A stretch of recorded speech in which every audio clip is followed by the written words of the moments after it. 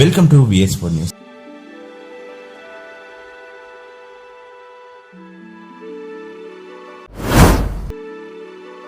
అయోధ్య రామమందిరం. రఘువంశం పరిపాలించిన ఈ పవిత్ర జన్మభూమిలో రామాలయ నిర్మాణం హిందువుల కొన్ని వందల ఏళ్ల నాటి కళ. విష్ణుమూర్తి 7వ అవతారమైన రాముడికి అత్యంత సన్నిహిత ప్రాంతమైన ఈ అయోధ్యలో ఎన్నో వివాదాల నడుమ 2020 మార్చిలో రామాలయ నిర్మాణానికి పునాది పడింది. ప్రధాని మోదీ 2020 ఆగస్టు 5న ఈ ఆలయానికి శంకుస్థాపన చేశారు. ప్రస్తుతం ఆలయం ప్రారంభానికి సిద్ధమవుతుంది.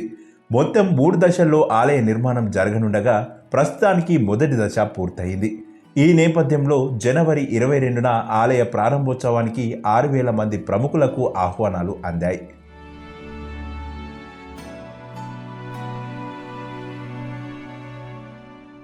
ఇక భారతీయ పురాతన శిల్పకళ నైపుణ్యాలలో ఒకటైన నగర శైలిలో ఈ ఆలయం రూపుదిద్దుకుంటుంది.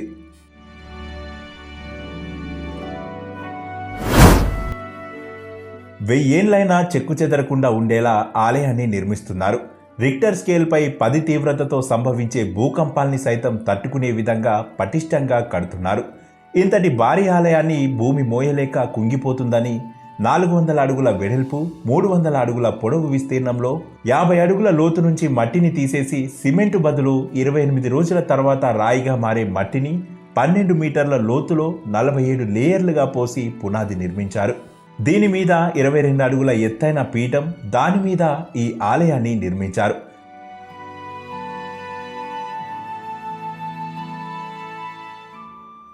పంతొమ్మిది 1990 నుంచి ఆలయానికి కావలసిన పిల్లర్లను అయోధ్య, రాజస్థాన్లో చెక్కారు.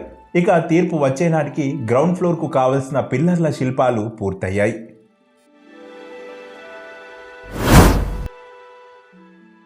గజనీ మహమ్మద్ 17 సార్లు దండెత్తిన పటిష్టంగా నిలబడిన గుజరాత్లోని సోమనాథ్ ఆలయ తరహాలోనే అయోధ్య ఆలయం నిర్మితమవుతుంది. సోమనాథ్ ఆలయాన్ని నిర్మించిన కుటుంబీకులకే రామాలయ నిర్మాణ బాధ్యతలు అప్పగించడం విశేషం.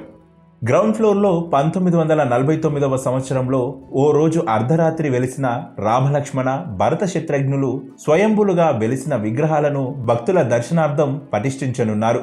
వీటితో పాటే పీఠంపై రామాయణంలో వర్ణించిన విధంగా పుష్పం మధ్యలో నిల్చున్న 5 ఏళ్ల వయసు రాముడి 4.5 అడుగుల శిలా విగ్రహాన్ని ఏర్పాటు చేయనున్నారు. 10 ఏళ్ల క్రితమే ఆంధ్రప్రదేశ్లో తయారై పూజలు జరుగుతున్న ఓ పీఠం విగ్రహానికి కింది భాగంలో దక్షిణ భారత సాంప్రదాయం ప్రకారం ఏర్పాటు చేయనున్నారు.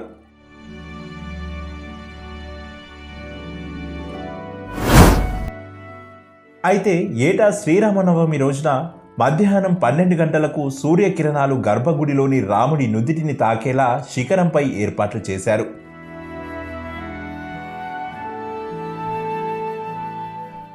ఆలయ నిర్మాణంలో ఈ విగ్రహం ప్రత్యేక ఆకర్షణగా నిలవనుంది. ఒడిశా, రాజస్థాన్ నుంచి శిల్పకారులు స్తంభాలపై శిల్పాలు చెక్కారు. గుడి నిర్మాణంలో ప్రత్యక్షంగా, పరోక్షంగా సుమారు 2,000 మంది పనిచేస్తున్నారు.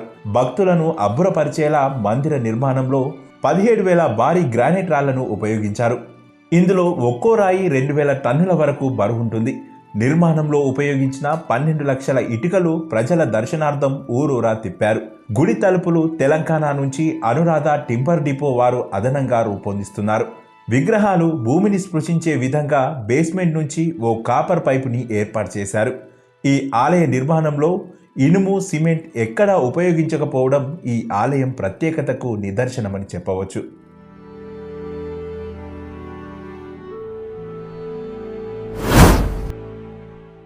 ఇక 496 ఏళ్ల పాటు ఈ ఆలయ స్థలం వివాదంలోనే ఉంది. మొఘలుల ఆక్రమణ తర్వాత 1857 నుంచి ఆలయంలో పూజలు జరగలేదు. 1984లో అయోధ్య సాధువులు విశ్వ హిందూ పరిషత్కి రామమందిర ఏర్పాటు, పరిరక్షణ బాధ్యతలను అప్పగించారు. రామ జన్మభూమి వివాదం 1885లో తొలిసారి కోర్టుకెళ్లింది. అనంతరం ఎన్నో యుద్ధాలు జరిగాయి.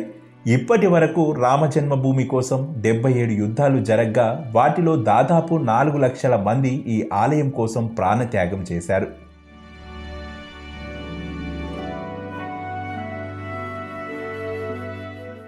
ఇక ఇదిలా ఉంటే 2019లో సుప్రీంకోర్టు తీర్పుతో చట్టపరంగా అధికారికంగా ఆలయం హిందువుల సొంతమైంది.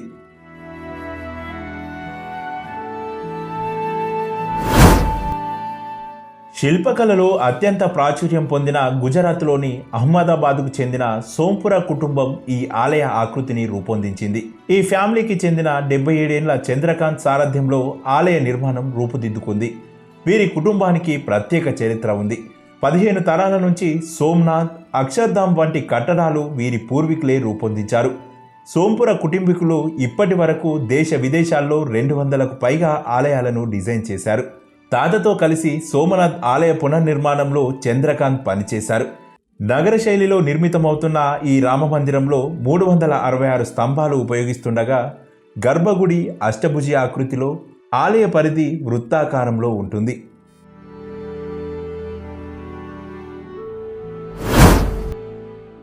ఇక ఆలయ నిర్మాణానికి దాదాపు 1100 కోట్లు అవసరమని ప్రణాళిక రూపొందిస్తే అంచనాలకు మించి 3400 కోట్లు సమకూరాయి.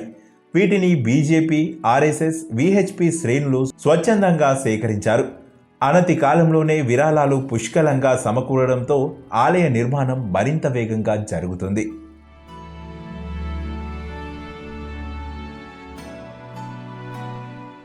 రఘువంశం పరిపాలించిన ఈ పవిత్ర రామజన్మభూమిలో నిర్మితమవుతున్న రామమందిరంలో ప్రతి ఒక్కరూ పాత్రులు కావాలని మనస్ఫూర్తిగా కోరుకుంటూ సెలవు తీసుకుంటున్నాం.